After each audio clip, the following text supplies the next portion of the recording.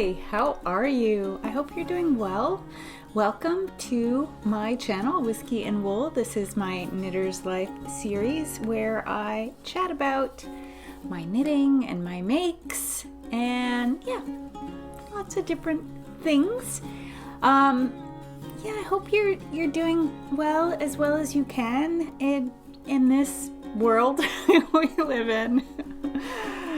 Just know that I'm sending positive vibes your direction.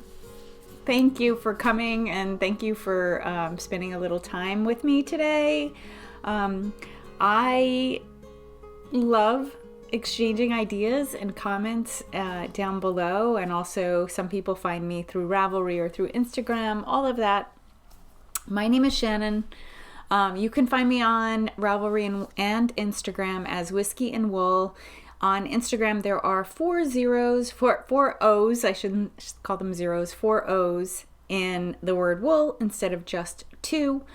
You can find me there, and you can also find linked show notes on Ravelry as well as down in the description box. I'm gonna jump right into my first segment, which is always either a whiskey or gin chat, except when I don't have either. Today I have a whiskey chat. I think it's an American whiskey. I'm gonna be drinking it later. I'm gonna be sipping and doing the tasting at the end of this episode, after I'm done recording. So I pulled one out and I will be tasting that. So I hope you enjoy. If you are not interested, and it's totally fine, no, you can skip ahead. I'm going to tell you where to skip to right now on screen if you want to jump straight into the wool. Okay, ready? We're going to do a little whiskey chat. I am tasting today one of my whiskey advent from 2021. This is Locke & Co. Aspen, make sure I'm getting the name right, Aspen Aged Rye by the distillery Locke & Co., Locke with an E at the end. Locke & Co. are an American-based company. They are based out of Colorado. And so Colorado, if you don't know, is a region, it's a state in the U.S., and half of the state is flat plains. So there's this area of the U.S. that after the Adirondack Mountains and this mountainous area of Pennsylvania into a little bit of Ohio and Missouri, it suddenly becomes very flat, and you can see for miles and miles and miles, and it's a lot of farmland or grasslands. Then all of a sudden on the horizon, if you're driving for a good 18 hours, you'll see these little bumps on the horizon that are the Rocky Mountains. And so the Colorado is the place, as you're driving across the plains, where it goes from plains to mountains very, very quickly. So the foothills are quite a small distance, and then suddenly you're in this incredibly mountainous region. So half the state is flat, the other half is Rocky Mountains.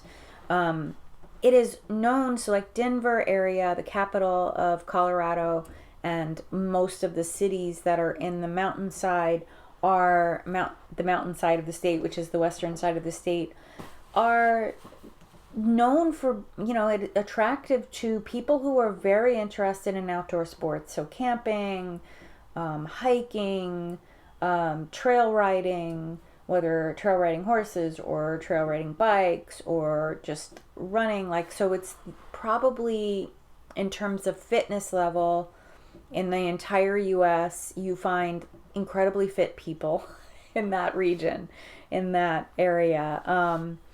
It also, because of the plains area of that state, it also kind of brings in this feeling of Western, in terms of Western films, that sort of vibe. There's ranchers on the plains side, on the eastern side of the state and such. This distillery is in the mountainous area. I don't know exactly. I'm going to figure it out. I need to figure it out right now, actually. The owners are two men named Owen Locke and Rick Talley.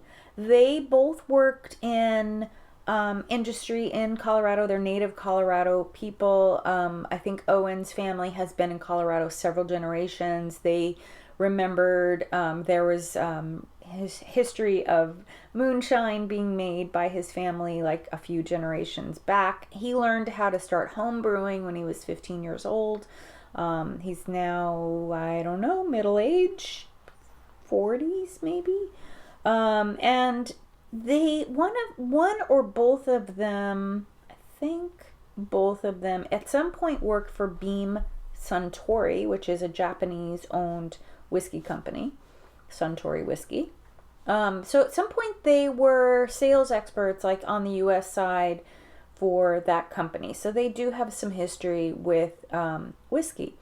And they kind of did like some home brewing and such until 2010 when they bought a 23-gallon still that turned a house hobby into a lifestyle. And they started to age their whiskey in small barrels. So this is a fairly young company. And so their aging process for the flagship, it's aged 2 years in brand new 30-gallon oak barrels from a barrel mill that is in Minnesota region of state of the U.S. And so I am butchering the way that they age. So after they do the 2 years in a barrel, what they do is char pieces of aspen wood and put those in the barrel for an additional 8 months to 1 year. So aspen is a tree that is iconic in Colorado, very well known. And then they blend one last time before they bottle it. So the total time of aging and barrel aging is about 3 years.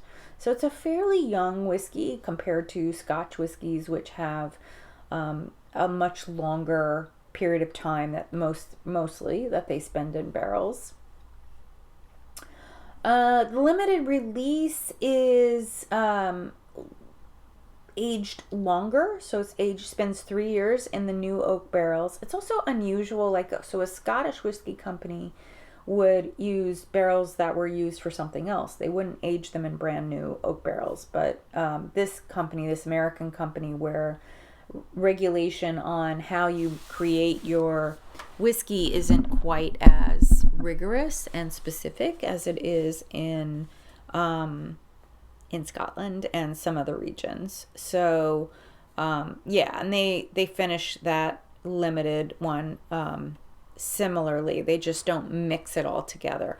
I'm gonna guess I'm doing their flagship one because it doesn't have flagship on the label, but in the picture, it doesn't have a limited release. There's a limited release label on the bottle of the single barrel. So this is definitely more their blended flagship rye.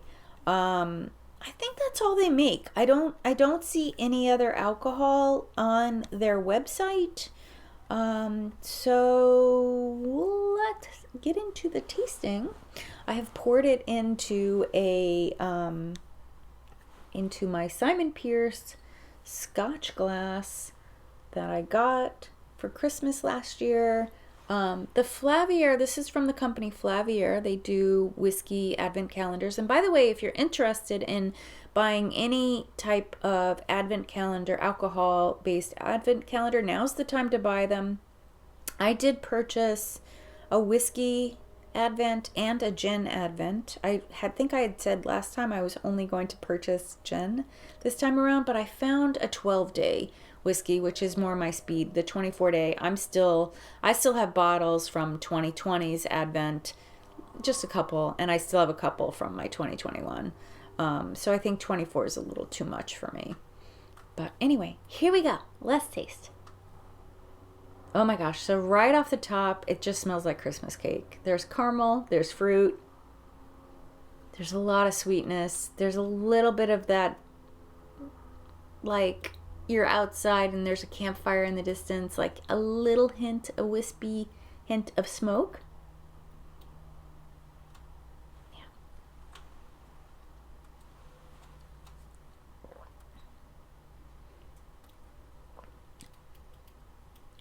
Wow, strong caramel up front. Then there's just this sweetness, and then a spiciness, a burn, and then followed by more sweetness for me. Like maybe honey or molasses, like kind of a smoky sweetness at the end. There's definitely some fruit flavors in there. Pear maybe. Maybe apple, like a sweet apple. This has overriding sweetness to it, this particular one. This would make an excellent rye old-fashioned if that's your speed. All right, let me see what the company itself says, and then I will tell you what Flavier says about it.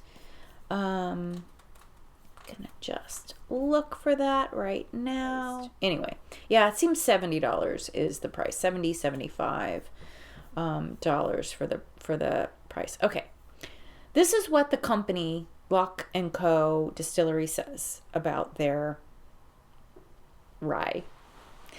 On the nose, baking bread, caramel, toffee notes, light brown sugar, hints of cinnamon, oaky baking spices. As I pull away, I get bananas, honey, and dried fig.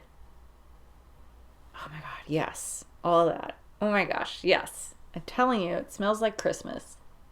Like spicy, something spicy in the oven, cooking, like baking banana bread.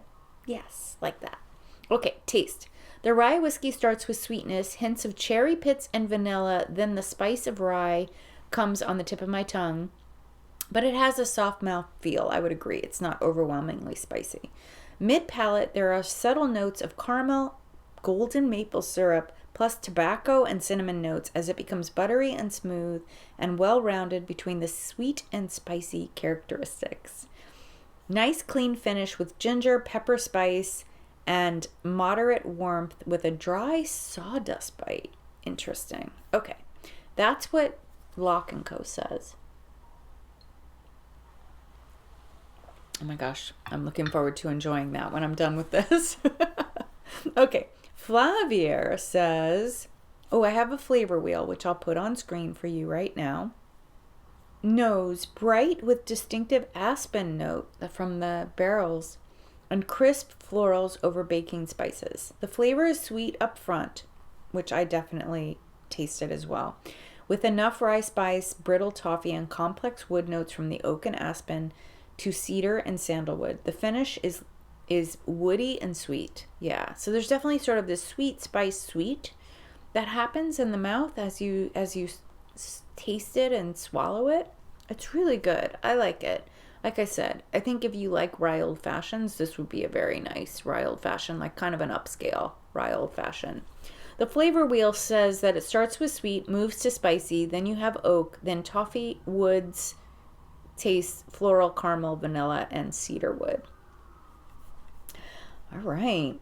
Well, that is our American whiskey for this time around. I hope you enjoyed that, and I hope you get a chance to enjoy a glass of something tasty of your own as you watch the rest of my wool chat about my finished objects and works in progress. And I'll see you next time.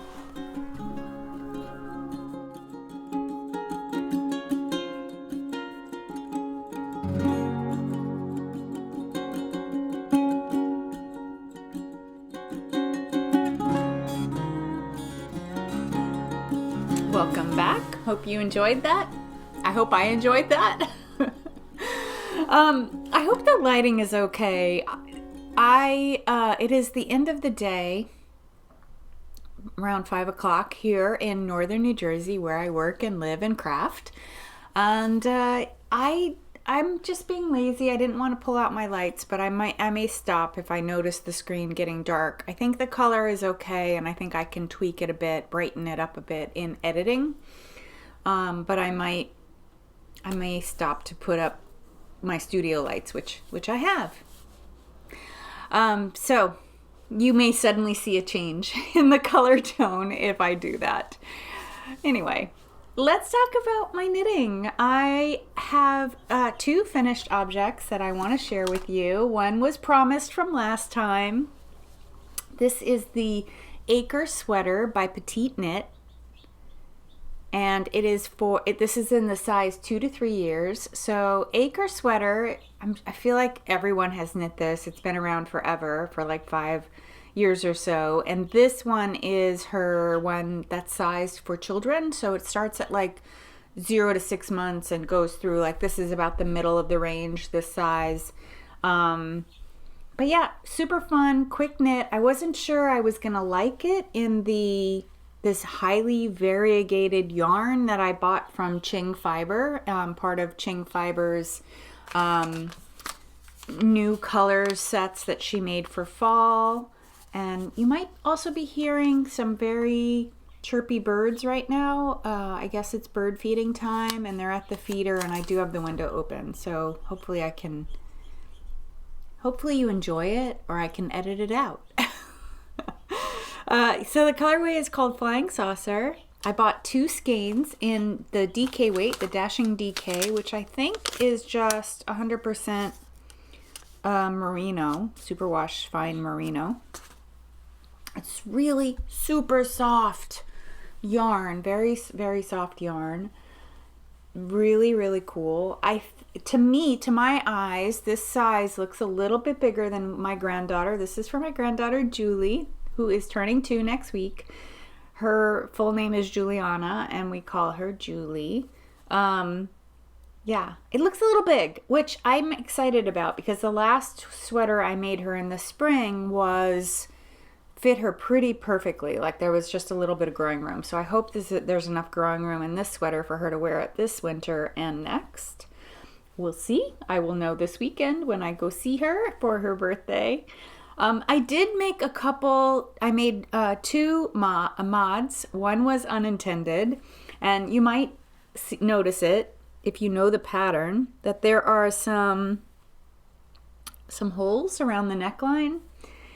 So this pattern, Petite Knits, has you do your increases for the yoke by doing a yarn over, and then you're meant to knit through the back loop. But I didn't read the instructions, so I didn't pay attention to that until I did. I was probably 3 or 4 rows after the first round of increases where I did yarn over and knit in the front instead of in the back, and ended up with these yarn over holes. I'm just going to call it a feature. It's a feature of this sweater.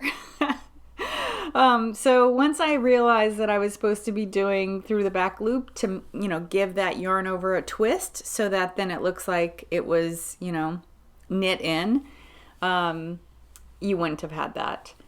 The other mod I did was, after I did this rib knit yoke here, you do a series of raglan increases, which you can see, I think you can see there. When I got to the last 4 raglan increases, I did a series of short rows so that the back neck would pop up a little bit. So you can see it's up like maybe about a 1/4 inch or so, just to give it that like little bit higher on the back neck than it is in the front, and also to help the parents know what's front and back. I am going to actually be putting a label in here. I have some cute labels, so I'll be putting a label in to help them understand which is back, because especially when you're dressing a child quickly, you don't really want to fool around with like, is this front, back? So I figured that would be useful for them. But yeah, this is my little granddaughter's Anker sweater in the Qing Fibre, very bright rainbow, neon-y rainbow. It's not looking as bright on screen as it looks in life to me right now, but it might be because I may be able to tweak that in editing, so we'll see. We'll see what happens. See, I know the lighting is low because the candle is like lighting up that whole corner back there. I used almost the entirety of 2 skeins, 2 DK weight skeins, about 500 yards. This is all I have left. So that was basically informing me that beyond size 3, I'm gonna need 3 skeins. So if I want to plan any other sweaters for Julie after this year, I'm probably going to need to buy 3 skeins. So that's good to know. So if I see DK that a color I love, that I love for her, I'll know that I probably need more like 600 yards instead of just 500. So yeah, this is a beautiful color. I'm so excited that, and baby knit so fast, like for these little people, they knit so fast. Like I did this so quickly. This took me like maybe 10 days in the midst of like knitting on a bunch of other things. Yeah, so I think that's all I can tell you about that. I do have 2 DK weight skeins, also from Qing Fibers, that I've had in my stash for quite some time. And I am planning on, after I see how this size fits her, if it's a little big, I will be definitely casting on those other 2 skeins next week after I see her. So you can have another Anker sweater to look forward to. I'm just gonna make another Anker because the colors are different enough. They're like here, I'll show you real quick because I have them caked already. They're like a black and pink rainbow speckle. The colorway Panda, if you know Qing Fibre. I think she still makes Panda. Oh my gosh, this is like a whole Qing Fibre segment right now, unintentional. I also finished the DRK Everyday Socks that I have been working on for one of my sons. So if you're new here, welcome. You may not know, but I have modified the DRK Everyday Sock pattern, which is written for fingering weight. I modified it for DK weight, and I am making DK weight socks for each of my adult children and their partners, which is a total of 5. I have 3 children, 2 are partnered, so 5 total. 5 pairs total in DK weight. So this is the 3rd pair that I have made for my 3rd son. I will be beginning the partner socks next. This is a men's size, shoe size 8.5, and it is in Qing Fibre DK Classic DK, which I don't know if she sells anymore. I think this is an old skein in the colorway Pika for Pikachu. So it's this really beautiful butter yellow with black and red speckles. Pikachu colors.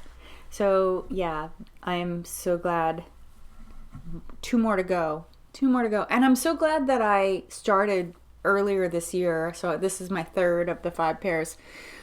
Because this pair took me over a month. But the truth is, like, that's over a month of like knitting a row here and a row there and not really like working on it solid, because the 2nd sock, I think I had like that much done in 2 weeks ago in my last episode, and I knit the majority of that sock this week by just like going, I gotta get this pair done.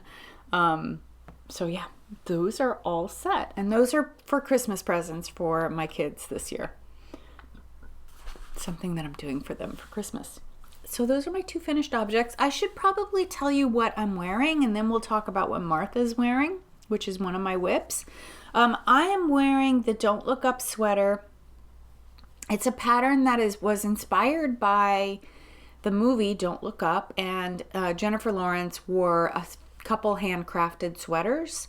So this sweater, if I remember right, was inspired by, there was a designer who made the pattern, like a designer who made the sweater, rather, like a 7th Avenue fashion biz company that made the sweater and was selling it for like $700 or $800. But then Target partnered with them and did a cheaper version that was like maybe $40 or $50 in acrylic yarns, pretty much. And then when the movie came out, other knitters backed into the pattern and created charts. So I took advantage of a chart that was designed by someone who I don't know. I'm just telling you the abbreviated story because I talked pretty in depth about this many episodes back, like in the springtime when I was working on it and finishing it. You can find all the stuff about how to, if you're interested in making one for yourself, you can find all the stuff that talks about what I use to make it in my on my Ravelry project page. I think if I recall, I took a round yoke pattern that I liked quite a bit and used that as, you know, for my stitch count and yada yada yada, because my gauge matched. And then I just followed the color work chart that another knitter had made and gave away for free. So yeah, that is what I'm wearing.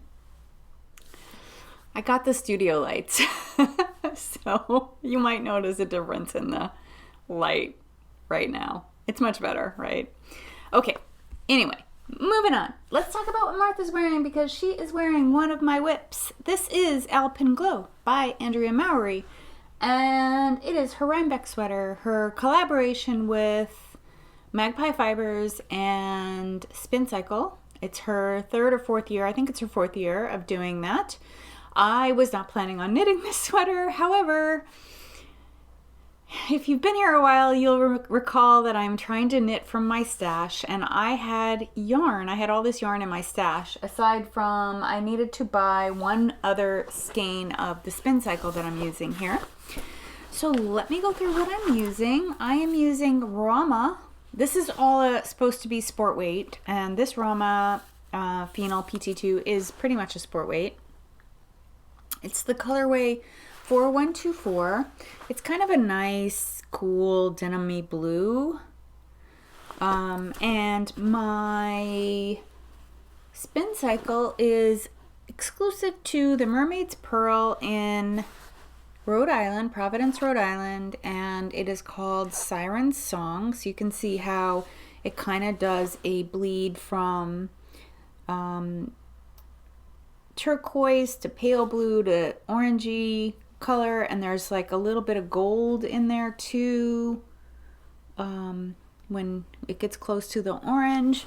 So you can see that, I think, here pretty well, like this sort of bleed through to all turquoises and whatnot.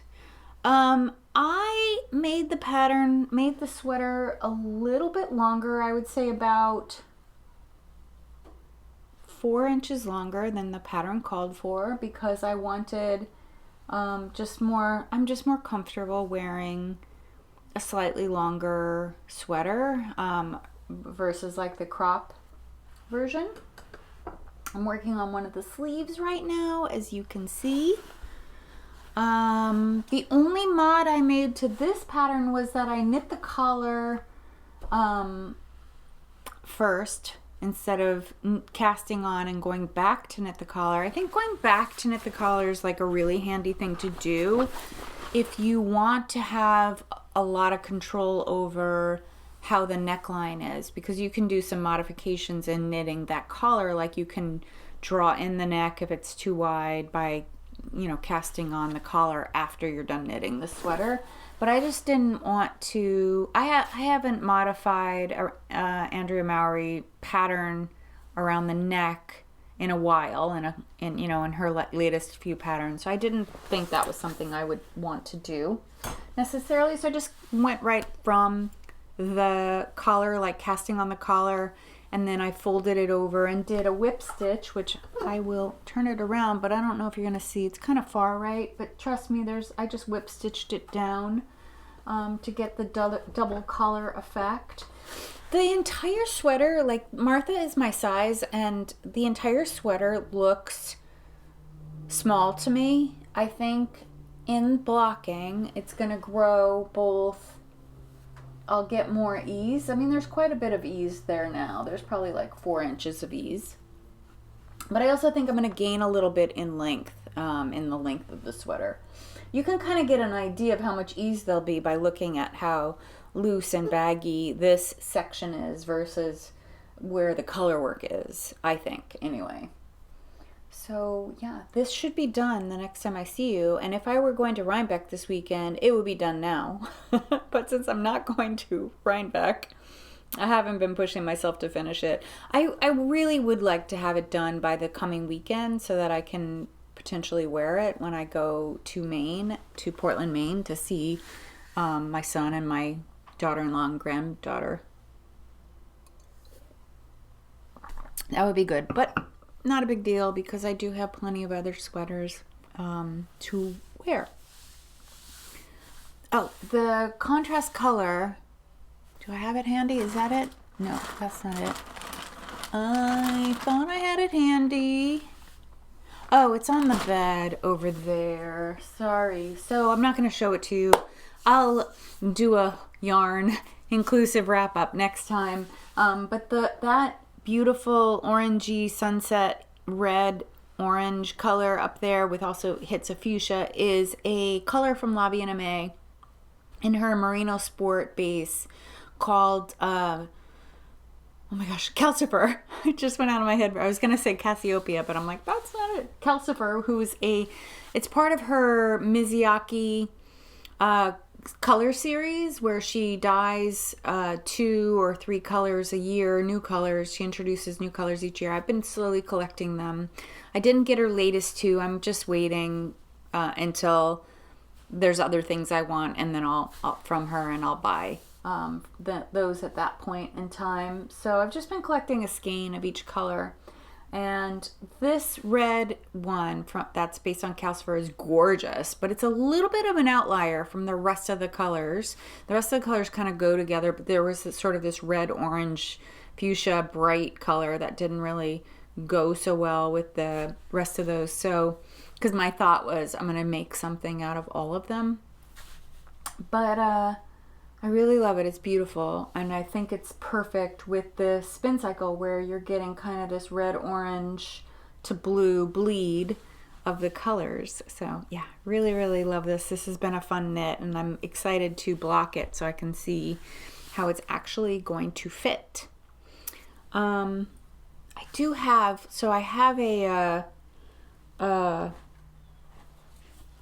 a sweater that I made recently. It was one of the daily pullovers. If you've been around a while, I made 3 daily pullovers this year. And one of my daily pullovers is a little bit like it bugs me, the length that I knit it. So I pulled out the yarn I have left, and I'm going to probably rip out the rib and lengthen that sweater until the yarn is gone, because I find myself constantly tugging at it and pulling it down, and it looks great for a few minutes when it's hanging down, but then it looks not so good. It's kind of one of those things, right? But at least like as a knitter, I can modify the length without too much trouble. All right, my next whip is the Roti Sleeveless top by Irene Lin. I am knitting this out of some handspun yarn that I made from fiber that I got from John Arbon Textiles. It is his Marl base, which I think is, I haven't started from the skein. I'm still knitting from a little bit from the tail end of another skein. I was like, how come this isn't attached? Because it's attached here.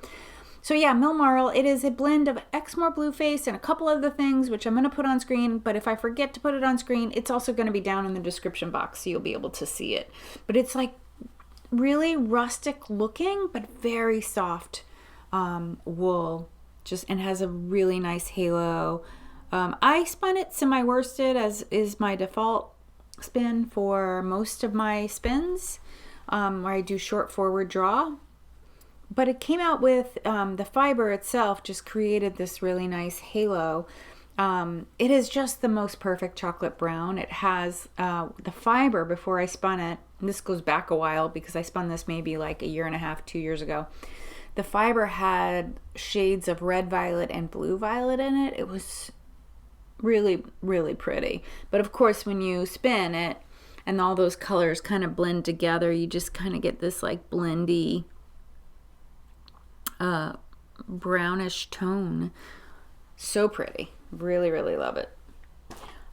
This has been kind of slow to knit, although I feel good about it now because I think I just have 2 more pattern repeats and then I'll be done. I've created the armholes. It's just the thing with this pattern is that every single row is a concentration row. Like you're doing lace work essentially. So Although the repeat is, you know, just a handful of stitches and you're repeating that handful of stitches over and over throughout the round, it's still rather slow, and it's not something that I can knit on while I have subtitles on or something like that. I really need to be able to concentrate on it. And my next one that I'm going to show you is also got a portion that's concentration. So they're kind of fighting with each other for those periods of time when I need to do concentration. But the upside is this is the vest. So when I finish those next, like I'm probably halfway done with the body. When I finish those last couple repeats and then do this really, really long rib trim bottom, the only thing left to do is do the rib trim neck and the rib on the armholes, and then it's done. So maybe I'll have this ready next time I see you as well. Wouldn't that be great? I pulled out my Halloween bags, so I hardly ever talk about my project bags, but I thought I would just share with you this one this week. This is by Woodsy and Wild. I got it a few years ago, but I just really love it because it's so, like, because it's monotone, it's not screaming at you that it's Halloween, although I wouldn't be opposed to screaming at you like it's Halloween. I have another Halloween bag that I set aside to use this month, so you'll be seeing it next time. Will I be recording an episode on Halloween weekend next? No, it'll be it'll be the weekend before Halloween. Maybe I'll put a costume on. I won't. All right, ready for another whip? I have been knitting away on my second lace and fade boxy. This is one that I made a neutral one out of solid colored. I didn't do the fade part. I just used one yarn and then with the mohair. This one, I'm not doing a fade either. Instead, I had a 5 skein mini set plus a full skein that went with that mini set plus a mohair yarn that went with it. So I just was like, I gotta try it. I need to see how this will work. So this is what I have so far. This is all, the yarn is dyed by Pancake and Lulu based on the series Squid Game. Squid Games? The Korean smash hit that was on Netflix.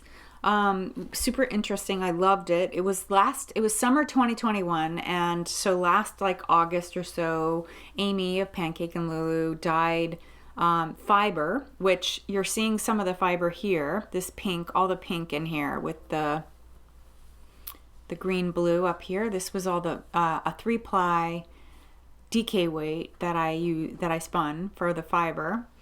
And she dyed fiber, she dyed full skeins, and then she dyed a mini skein set, and my full skein and mini skein set are all on her sparkle base.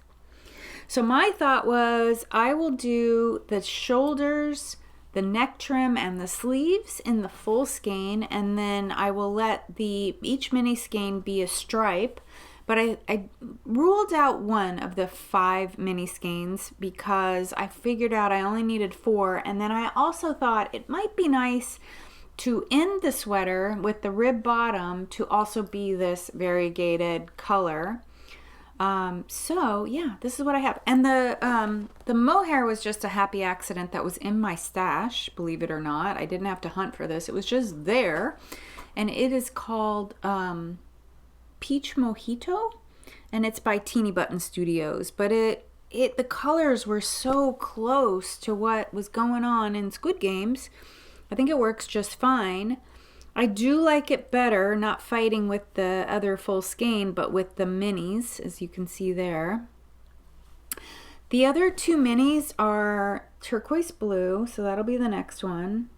And then I have a red skein. That right there. So that'll be the last one. I do have this lime green, which I talked about last time.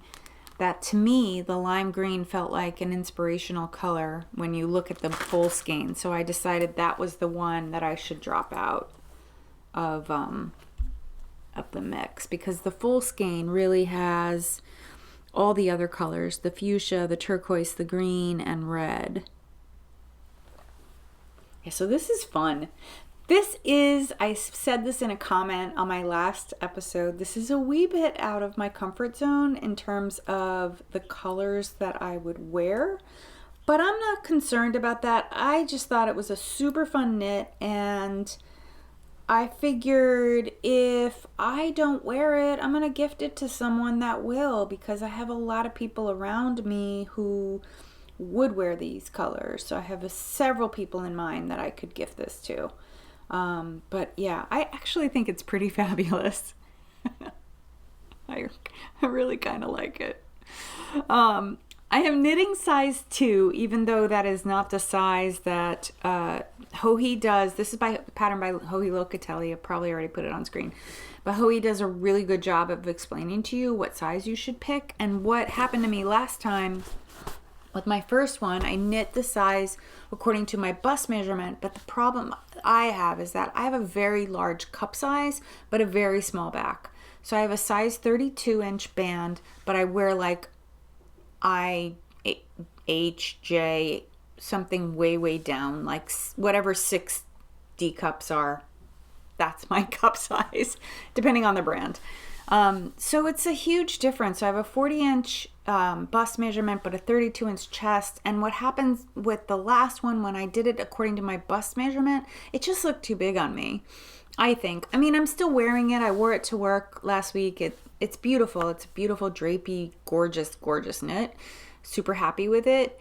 But I thought to myself, I don't think I got the size right. So this time I'm doing it based on my rib cage size instead of my bust size, because even the smallest size, which is written for I think a size 32, still is like 60 inches. So you're still getting significant amount of ease around. So I thought maybe I might like the sweater being a little fitted like better across this, like this part of my body here instead of this part, based on that part there. I'm having a little beer, to be frank. It's the end of the day. I just was out most of the day today. I should have taken pictures, but I didn't. It's beautiful here right now. You probably saw some images of the tree. If you didn't see the images of the tree at the beginning, you will see images of the tree that's right outside my living room window later. I've been doing about a few seconds each day so I can show you like a time lapse over the past couple weeks of what happened with that.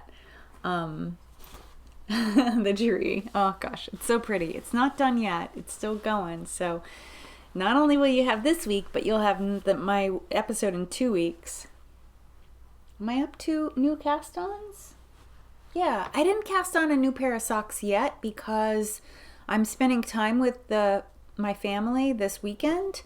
So whoever I'm making those socks for is going to be there. So I will talk about those. I'll cast those on, but I wasn't anxious to get them cast on because I figured I'm not going to have a lot of time to work on them really. But instead, I cast on another sweater, which is going to be a gift knit for one of my sons, for the son whose daughter is getting this Anker sweater.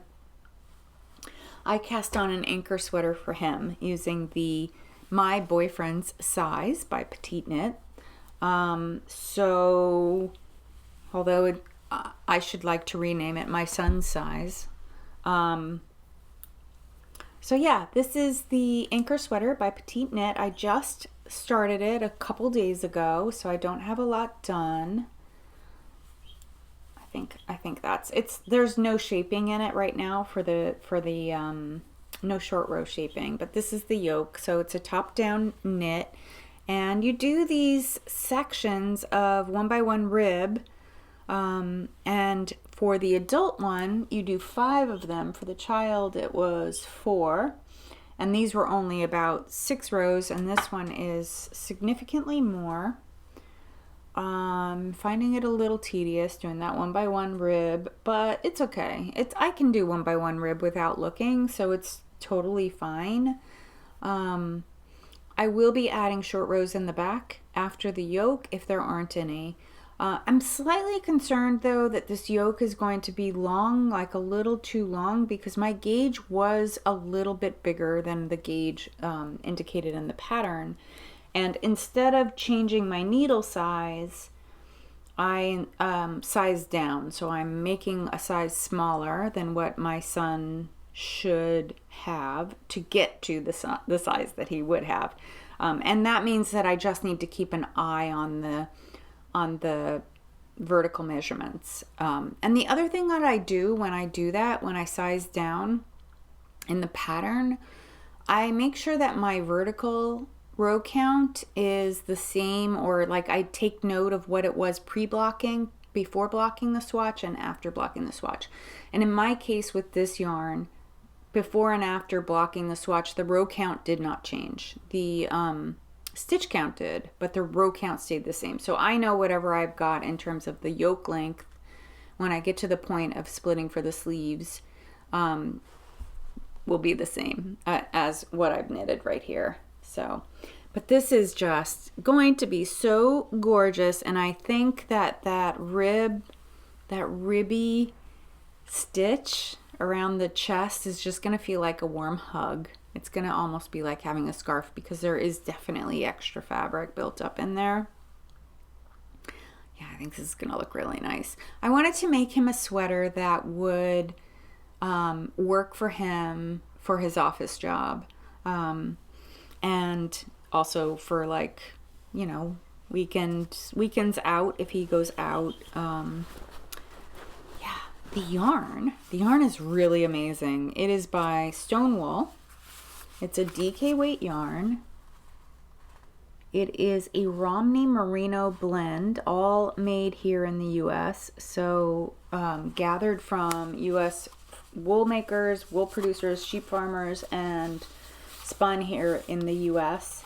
The yarn company, Stonewool, is part of Quince & Co. So if you know Quince & Co., Stonewool is a division of Quince & Co. And they are located about 20 minutes from where my son lives, funny enough. I need to see if they have a factory outlet shop there, or a factory shop, so I could go in person sometime. But this is the colorway, it's called Quartz 3, and it is spun from naturally gray fibers. So this is not dyed, it is naturally this color. That's really, really pretty. It has quite a lot of spinning oil in it. So in the blocking, it just really develops this beautiful halo. It just looks so nice. I think this is going to be a really beautiful sweater. I might need one when I'm done. That's really cool. It's fun to knit for other people.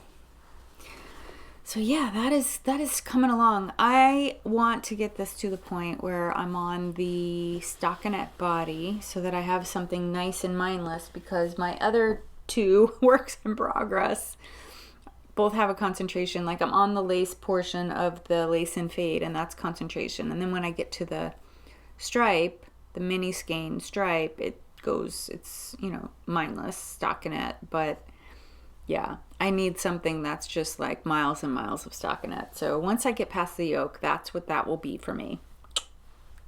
Happy about that. How we doing? Wow, I can't believe I talked for 40 minutes already. Yikes.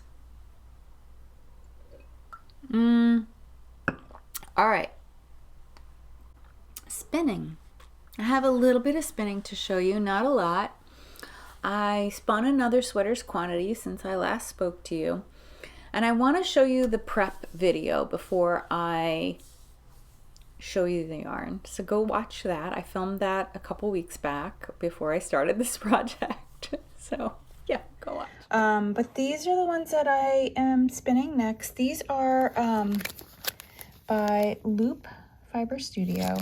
She calls them bullseye bumps, and she has a lot of them in a lot of different colors. These are just a couple that I've got picked up over the last few years. So I think I bought this before I was really confident at spinning. I think I bought this at Rhinebeck in 2019. And then I think this one I more recently got. I may have either bought it on sale on her Etsy shop, or I might have picked this up at Rhinebeck this past in 2021. So I'm going to be spinning these together. This will be a ply and this will be a ply, so it'll be a 2-ply. The wool that she uses is very, very fine merino. So when I've spun her bullseye bumps before, I found that the yarn I spin is very thin. So I don't know, I'm gonna do a 2-ply. We'll just see what happens. It may end up being very thin. That's okay. I'll just put it with, I don't know, some mohair or something. I don't know. But I think these are gonna be gorgeous. This is pretty consistently turquoise with a little bit of white and gray in it. And then this is multicolored. So you can see the layers of color. What happens is you pull it out of the center, and so the bobbin will fill up with the colors on the way out, from the inside out, I should say. Yeah, and they're both merino. This one has a little bit of nylon and some sparkle in it, very little bit of sparkle. This is just 100% merino. But yeah, I think these are going to be pretty interesting. It should definitely be a sweater's quantity. They are equal amounts. I want to say they're about 5 ounces. There you go. Yes, 5 ounces. And that's actually how much I paid. So it was 43 in 2019 and 46 in 2021. So not too bad of a markup. But these are really cool. She's the only one that I know who prepares fiber this way. They're really fun to spin, and they really make you be creative in terms of how you spin them. So yeah, we'll see what happens. Hopefully I'm not going to repeat anything that I already saw. If you see splices, they'll know it's that. But okay, here is the yarn that I spun from those fiber bumps, from those bullseye bumps from Loop Fiber Studio. Sorry, I had an itchy nose there. So I am so happy with them. They are so pretty. What's gonna happen, actually really, really love this one with its shots of yellow and that corally pink color, and then the gray blue, turquoise, and then the last skein. So I spun them, they're in order this way, with this being the first, this middle one being the second, and then the last skein. The last skein is really tones of blue with little shots of burgundy in there. It's really, really pretty. They will knit together if I knit them in order, as long as I get this guy in the middle, it's not really going to matter where I begin or end. They should stripe in pretty blocky, chunky stripes. Of course, if I do a round yoke, if I do a drop shoulder, that would probably be the best. If I want to keep the stripes kind of even. If I do round yoke, this part will stripe more narrow than the body will. But yeah, cool though. It was a fun spinning experiment. Steph of Loop Fiber Studios goes to Rhinebeck, so I would have been doing this weekend if I was going to Rhinebeck. But she also goes to Vogue, so when I see her at Vogue, I think I'm gonna get fiber bullseye bumps from her with the intention of doing this double plying, this idea of plying pairs that Green Goat Ranch how she sells some of her fiber, ply this with that. So I think I'm gonna do that, and I want to do one that's got the way one of these fiber bumps was turquoises. I think I want to do one with yellows and just kind of see what I get. But yeah, these are so interesting.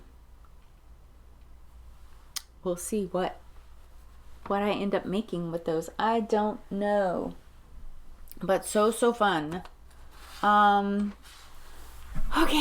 I do have a question from the latest, not the latest, but a new question from my Exploring Woolly Myths series. So I have if you're not familiar, I have a form down below that you can fill out and send me a woolly myth, and I will do my best to dig into the lore behind the woolly myth, and talk about the myth that you brought here on this channel. So this myth, I'm gonna read part of the question. I may paraphrase a little bit. This is from Kathy, and she wrote, "I heard that shearing sheep is actually good for them because without shearing, the fleece becomes thick and matted and can be unhealthy for the sheep. What if sheep had never been domesticated? How would they cope with unruly fleece? Have we actually caused and exacerbated the problem by domesticating them?"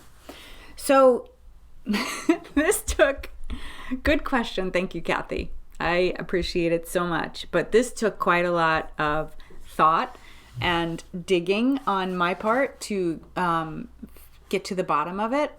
I want to begin by first saying that domesticated sheep and man's ability to survive in this world are intertwined so deeply that I know of several anthropologists who would tell you that man would not have survived without that partnership with sheep.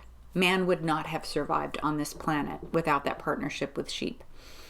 Man's partnership with sheep is at least 10,000 years old. We're talking thousands and thousands of years ago, thousands and thousands of years of a cultivated relationship between men and mankind, of course, including women, of course, between people and sheep. So untangling that, defraying that, and I mean, because the questions, sounds to me like what you want to know is it possible for sheep to be rewild? Could sheep be rewild and survive without us shearing them? So I want to begin by saying that yes, they can be rewild. But if you think about wild sheep, like if you imagine, and maybe I'll put some pictures in here of what wild sheep, the sheep that we think all sheep breeds descend from, this wild sheep that is often seen on mountaintops, climbing mountains, along with mountain goats. I saw a ton of them in Alaska when I visited Alaska about 10 years ago. You would see them dotting the rocks and such. We think all sheep probably descended from the ancestors of that sheep, and that sheep does naturally shed its coat. But yes, like mankind, people in domesticating sheep and doing the manual shearing of sheep, every fall or spring or both, depending on the breed, did change their ability to shed. So most sheep do not shed. And you may recall several years back the case of the merino sheep Shrek, who was out in the wilds of Australia and had not been sheared for 6 years, how his fur had grown and grown, continued to grow, and was completely dwarfing his body. Or her, it might have been a girl, I don't remember. So yeah, we have messed with it. We may have messed with it to the point that there's no turning back for some breeds. But also, it's important to probably recognize that people originated from that Mesopotamian basin in the Middle East, and sheep originated, the domesticated sheep breeds originated from there too, and sheep breeds did change as they migrated out of the Mesopotamian basin into the rest of the world with their sheep. There are written accounts of, for example, Genghis Khan's troop running, galloping on galloping horseback with sheep tied to the back of their horse. Because sheep are food, they make wool for us to be warm. Their skins provide warmth when they can no longer produce, like they make meat and cheese and milk.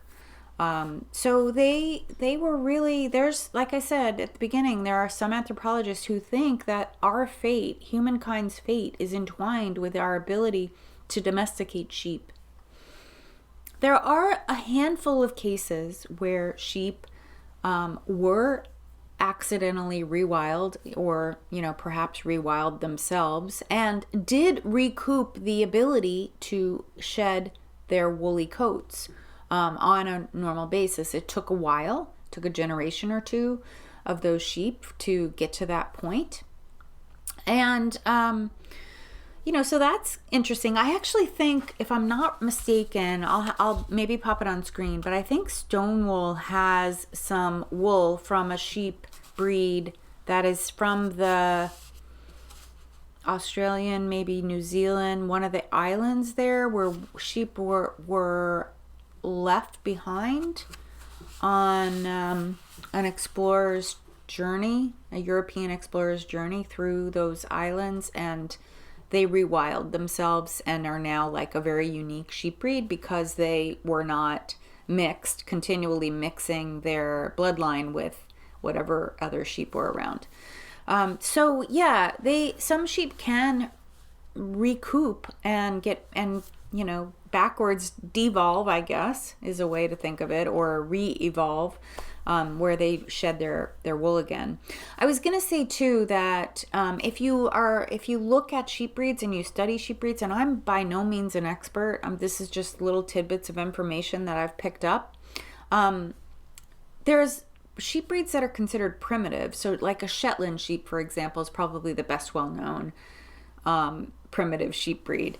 And they're really interesting in terms of the wool they produce. But I'm not saying that they can necessarily shed. I think there may be some breeds that we shear that will shed also.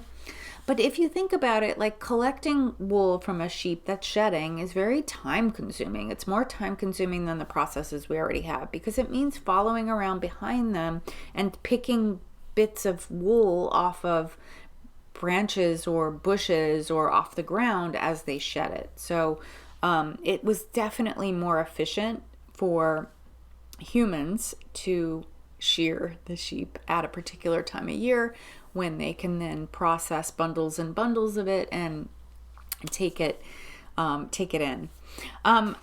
So I hope that answers your question, Kathy, that some breeds could be rewild and would rediscover their ability to shed their wool, but the majority of the more, like merino's, definitely not, too far away probably from the origin of the species.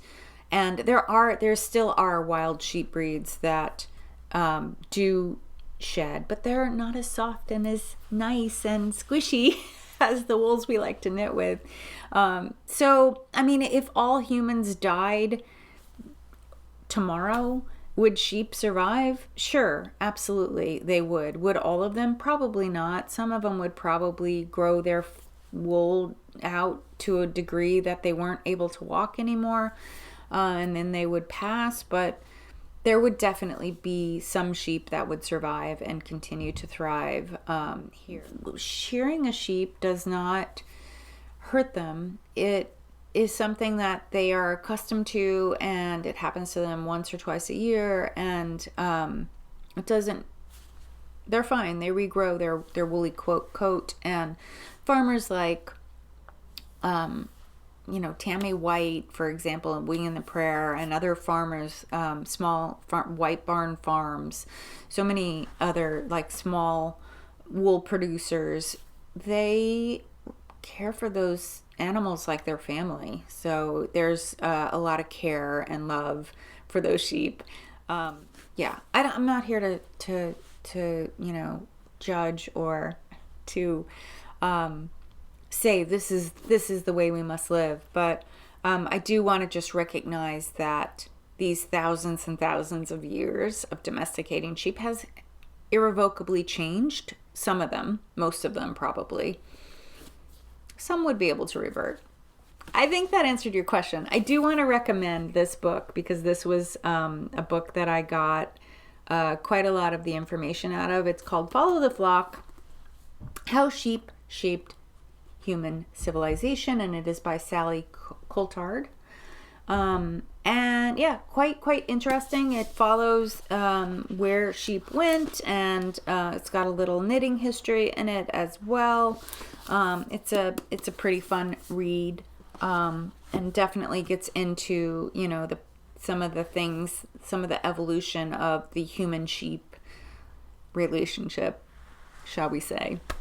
So anyway, I hope you enjoyed my little exploring woolly myths segment. If you have a question, you can follow the form down below. It will take you to the link will take you to a form where you can share with me your question, and I will do my best to answer it, to dig into the research and answer it. And I've known about this question from Kathy for a few weeks now, and I've been like chewing on it and it helped me to be able to dig in and spend some time looking at that aspect of our woolly myths. So yeah, anyway, thank you so much for being here with me and sharing this time with me. I hope that you are knitting on a cozy project yourself and enjoying the fall weather if you're in the northern hemisphere, or the warming spring weather if you're in the southern hemisphere. And I will see you again really soon. Bye.